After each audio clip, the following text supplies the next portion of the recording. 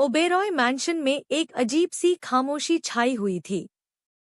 राजवीर और इशिता अपने कमरे में बैठे थे। राजवीर खिड़की के पास खड़े बाहर देख रहे थे, जैसे किसी गहरी सोच में डूबे हुए हो। इशिता ने उनकी तरफ देखकर पूछा, क्या हुआ?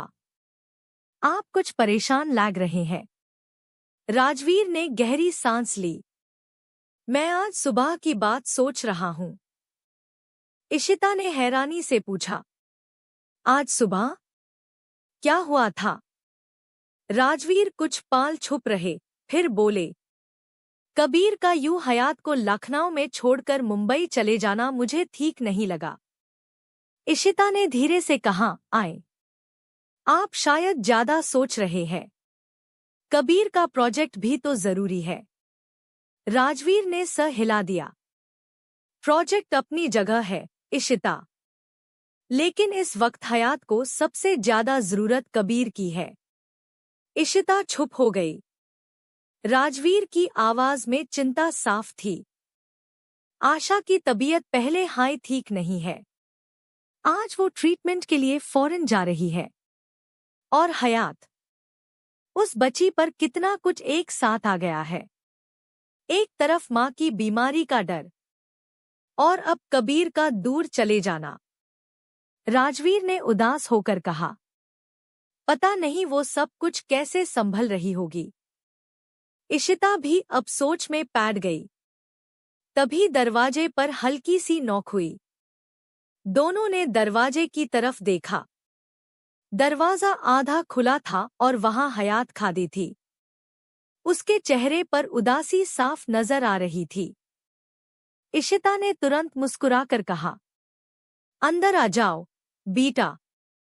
हयात धीरे धीरे कमरे के अंदर आई। इशिता ने प्यार से पूछा, क्या बात है, हयात? हयात ने अपनी नजरें झुका ली। उसकी आवाज हल्की सी कांप रही थी। आज माँ भी ट्रीटमेंट के लिए फॉरेन जा रही है। ये कहते ही उसकी आंखें नाम हो गई। राजवीर और इशिता ने एक दूसरे की तरफ देखा। उन्हें समझ आ गया था कि हयात अपने दिल का दर्द छुपाने की कितनी कोशिश कर रही है। हयात ने हिम्मत जुटाकर कहा, मैं उनसे एक बार मिलना चाहती हूँ। अगर आप परमिशन दे तो मेन एयरपोर्ट जाना चाहती हूँ। राजवीर तुरंत अपनी जगह से उठ खड़े हुए। परमिशन कैसी, बेटा? आशा तुम्हारी माँ है। फिर उन्होंने प्यार से कहा, वैसे भी हमें भी आशा से मिलना है। इशिता ने मुस्कुराते हुए बात पूरी की, हम भी तुम्हारे साथ एयरपोर्ट चलेंगे। ये सुनकर हयात की आंखों में पहली बार हल्की सी राहत नजर आई। उसने धीरे से सर हिला दिया। एयरपोर्ट पर आशा डिपार्चर गेट के पास खड़ी थी। उनके साथ डॉक्टर और कुछ स्टाफ मेंबर्स भी थे। जैसे ही हयात ने अपनी माँ को देखा, वो दौड़कर उनके गले लग गई। माँ! आशा ने उसे मजबूती से अपने से लगा लिया।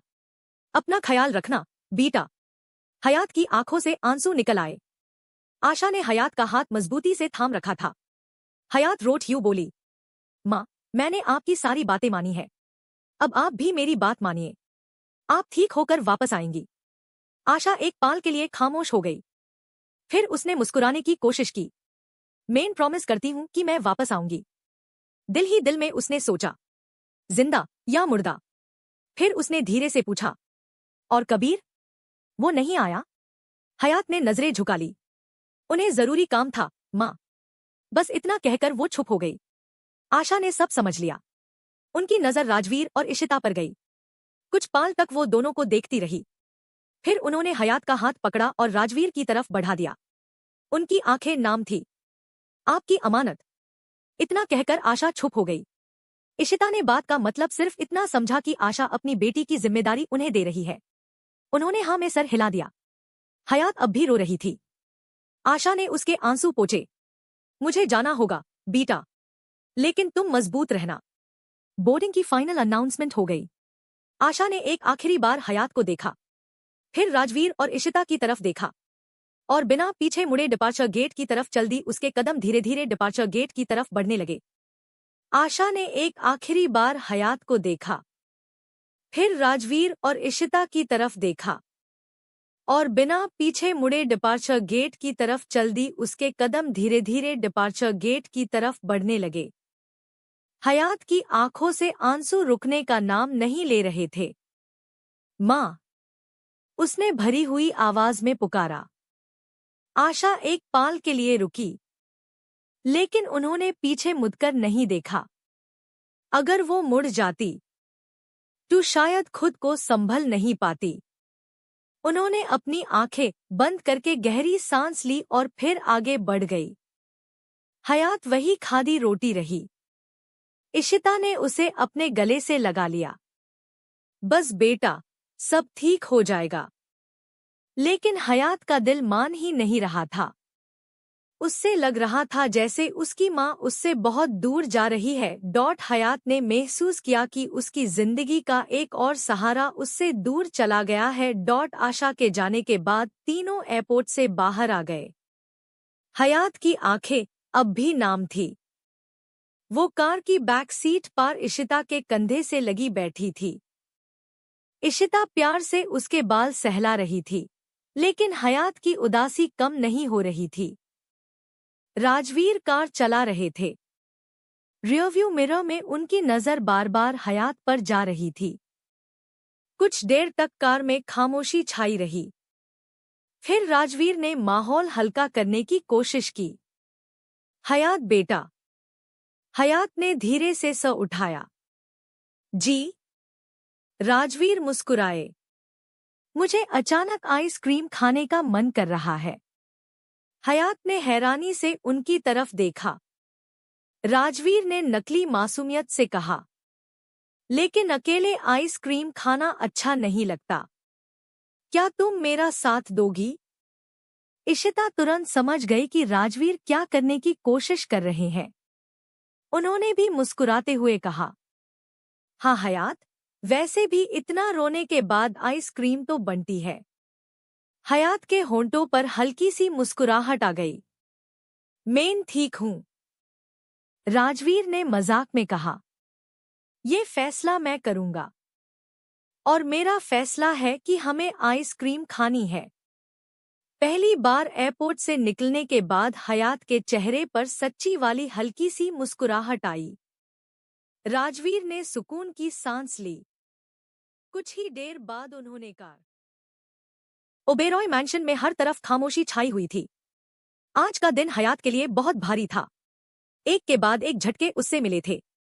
उससे पहले से पता था कि आशा ट्रीटमेंट के लिए फॉरेन जा रही है, लेकिन कबीर का अचानक मुंबई चले जाना, ये उसने कभी सोचा भी नहीं था। पूरा दिन वही बातें उसके दिमाग में घूमती रही। इशिता के कमरे में हयात उनकी गोद में सर रखे लेटी हुई थी। इशिता उसके बालों में प्यार से उंगलियां फिर रही थी। हयात कुछ सोच रही थी। फिर सोचते सोचते कब उसकी आंख लग गई, उसे खुद भी पता नहीं चला। कुछ देर बाद राजवीर कमरे में आए। दरवाजा खोलते ही उनकी नजर बेड पा पड़ी। हयात इशिता की गोद में सर रखे गहरी नींद में सो रही थी। इशिता चुपचाप बैठी थी। राजवीर धीरे से इशिता का पास आए और हल्की आवाज में पूछा, तुम ठीक हो? इशिता ने मुस्कुराकर हाँ में सर हिला दिया। फिर उनकी नजर हयात पर गई। राजवीर के चेहरे पर नरमी आ गई। इशिता ने धीरे से कहा, आज का दिन इसके लिए आसान नहीं था। राजवीर ने गहरी सांस ली। कबीर का जाना और आशा का भी। इशिता ने बस खामोशी से हाँ में सर हिला दिया। कुछ पल दोनों हयात को देखते रहे। फिर राजवीर धीरे से कहा, लगता है आज मुझे किसी दूसरे रूम में सोना पड़ेगा। इशिता ने उनकी तरफ देखा। राजवीर मुस्कुराए, क्योंकि मेरी जगह पा तो किसी और ने कब्जा कर लिया है। इशिता के चेहरे पर हल्की सी मुस्कुराहट आ गई। उन्होंने प्यार से हयात के बाल सहलाए। बस आज की रात। राजवीर ने सोई हुई हयात को देखा और धीरे से कहा, इस वक्त आईसी तुम्हारी की जरूरत है। कमरे में फिर से खामोशी छा गई, लेकिन उस खामोशी में अपनापन था। एक ऐसा अपनापन जिसकी हयात को इस वक्त सबसे ज्यादा जरूरत थी। वो इशिता के करीब आए और धीरे से उनके माथे पर एक प्यारा सा किस किया। राजवीर धीरे से पीछे हेट मेन गेस्ट रूम में सो जाता हूं। इशिता हल्की सी मुस्कुराई। Good night. Good night. Rajveer ने कमरे की लाइट और धीमी कर दी। फिर बिना शोर किए कमरे से बाहर निकल गए। दरवाजा धीरे से बंद हुआ।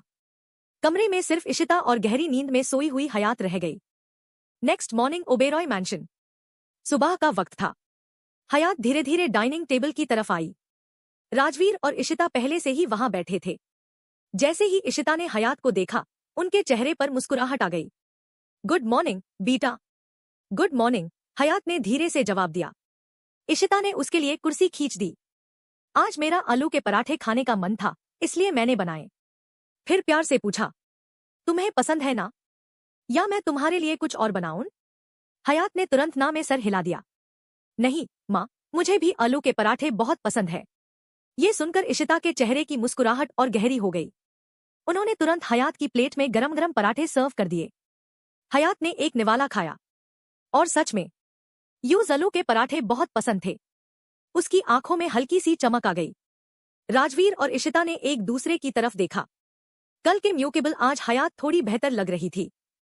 कुछ देर तक तीनों चुपचाप नाश्ता करते रहे। फिर राजवीर ने धीरे से पूछा, कबीर से बात हुई? हयात के हाथ एक पाल के लिए रुक गए। उसने धीरे से ना में सर हिला दिया। नहीं। राजवीर और इशिता दोनों ने उसकी तरफ देखा। हयात ने हल्की सी मुस्कुराहट लाने की कोशिश की। वैसे भी मेरे पास उनका नंबर नहीं है। मुझे लगता है उनके पास भी मेरा नंबर नहीं है। शादी और बाकी सब कुछ इतनी जल्दी हुआ कि हमें नंबर एक्सचेंज करने का भी टाइम नहीं मिला। तुम्हारे पास कबीर का नंबर नहीं है? इशिता ने हैरानी से पूछा। हयात ने मासूमियत से ना में सर हिला दिया। राजवीर ने गहरी सांस ली। ये लड़का भी ना। उन्होंने अपना फोन निकला और कबीर का नंबर हयात को दे दिया। हयात ने नंबर सेव कर लिया।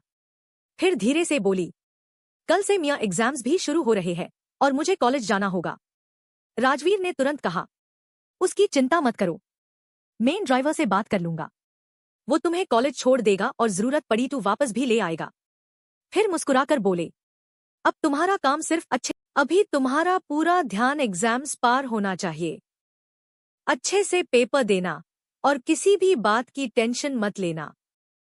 हयात ने धीरे से हाँ में सर हिला दिया। थोड़ी देर बाद नाश्ता खत्म हो गया। राजवीर अपने ऑफिस के काम में लग गए और इशिता किचन स्टाफ को कुछ जरूरी हिदायतें दीन चली गई। हयात भी धीरे से अपनी कुर्सी से उठी। मैं अपने रूम में जा रही हूँ, इशिता ने प्यार से मुस्कुराकर कहा। ठीक है बीटा, और हाँ, एग्जाम्स की तैयारी अच्छे से करना। हयात ने हाँ में सर हिला दिया। फिर वो सीढ़ियों की तरफ बढ़ गई। ओबेरॉय मैंशन के अपने रूम में हयात बेचैन सी बैठी थी। बार बार उसका ध्यान कबीर की तरफ जा रहा था। उसने फोन उठाया और कबीर का नंबर खोला। कॉल करूं या नहीं? उसकी उंगली कॉल बटन पर रुक गई। नहीं, रहने दो। फिर उसने खुद को ही हिम्मत दी। हयात, इतना डरने की क्या बात है? कबीर कोई शेर थोड़ी है जो तुम्हें खा जाएगा। सिर्फ बात हाई टू करनी है। उसने गहरी सांस ली और कॉल लगा दी। रिंग जाते ही उसका दिल जोर जोर से धड़कने लगा। पहली बार उसने घबराकर कॉल काट दी। नहीं, ये मुझसे नहीं होगा। लेकिन अगले ही पाल उसने फिर से नंबर डायल कर दिया। इस बार रिंग पूरी गई। कुछ सेकंड्स बाद कॉल कनेक्ट हुई। कबीर की ठंडी और गंभीर आवाज सुनाई दी। हेलो। कबीर की आवाज सुनते ही हयात की सारी हिम्मत जैसे खत्म हो गई। वो कुछ बोल ही नहीं पाई। दूसरी तरफ से कबीर फिर बोला, हेलो। हयात ने धीरे से कहा, हेलो। हाँ, बोलो। कबीर की आवाज में हमेशा की तरह सख्ती थी। हयात घबरा गई। आप कैसे हैं? कबीर ने सीधे लहजे में पूछा। क्या काम है? हयात कुछ पाल छुप रही, फिर धीरे से बोली, मुझे आपसे बात करनी थी। कबीर ने भाव चढ़ते हुए पूछा, किस बारे में? हयात के पास कोई जवाब नहीं था। कबीर ने फिर सख्त आवाज में कहा, हयात, जल्दी बोलो, मेरे पास ज्यादा वक्त नहीं है, मुझे काम है। कबीर की बात सुनकर हयात और ज्यादा नर्वस हो गई। उसके मुंह से बस इतना निकला, अभी ब्रेकफास्ट का टाइम है ना, और आप अभी से काम कर रहे हैं। दूसरी तरफ कुछ पाल की खामोशी छा गई। फिर कबीर ने ठंडे और बेपरवाह अंदाज में कहा, Hayat, I am busy, don't call me. ये कहकर उसने बिना एक सेकंड रूखे कॉल काट दी। फोन की स्क्रीन पर कॉल एंडेड देखकर हयात चुप हो गई। उसकी आंखों की चमक धीरे धीरे फीकी पड़ गई। वो धीरे से फोन को देखते हुए बोली, मैं तो बस आपसे बात करना चाहती थी। उसके दिल में एक अजीब सी उदासी भर गई, जबकि दूसरी तरफ कबीर अपने काम में वापस। स्टोरी पसंद आई तो लाइक, सब्सक्राइब और शेयर करो ऐसी और स्टोरीज के लिए।